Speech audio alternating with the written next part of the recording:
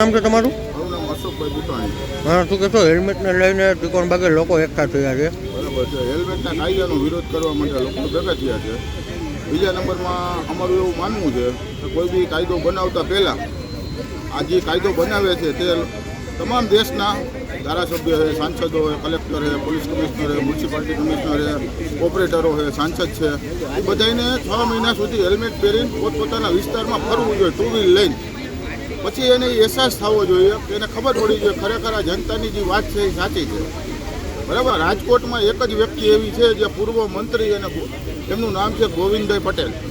એ લોકો સમગ્ર રાજકોટની જનતાની આ વેદના સમજી શક્યા છે. એટલા માટે એને ગુજરાત રાજ્યના મુખ્યમંત્રી ભૂપેન્દ્રભાઈ પટેલ અને હર્ષ સંઘવી જે 8 નાપાસ છે એને પણ પત્ર લખ્યો છે કે ભાઈ આ કાયદો ખરેખર જનતાને એક વેદના આપનારો છે અને સિટીમાં ખરેખર આ જરૂરિયાત નથી.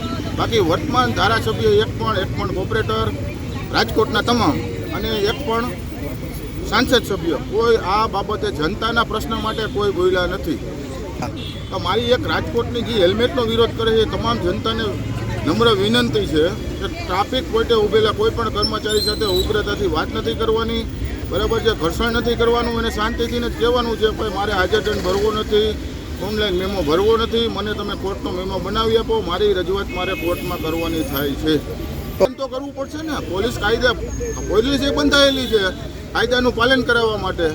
એટલે જનતાને આ પ્રશ્ન કરવાનો. માની લો કોઈ કર્મચારી ન આપે, માને નહીં, તો તમારે અહીંયાથી એક રાજકોટની જાહેર ડીસીપી અને એસીપી ટ્રાફિક નંબર 1 રાજકોટની જાહેર જનતા માટે સોશિયલ મીડિયામાં મોબાઈલ નંબર અને લેન્ડલાઇન નંબર એનો જાહેર કરવો જોઈએ, જેથી કરીને કોઈ પણ વ્યક્તિને આ પ્રશ્ન આવે સ્થળ ઉપર પોઈન્ટ ઉપર ટ્રાફિકવાળા રોકે અને પોતાની મનમાની કરે તો તે સીધી વાત અહીંયા એસીપી અથવા ડીસીપી સાથે કરી શકે કે સાહેબ મને આ લોકો કોર્ટનો મેમો બનાવી આપે, એટલી જ મારી રજૂઆત છે, બીજી કાંઈ નથી.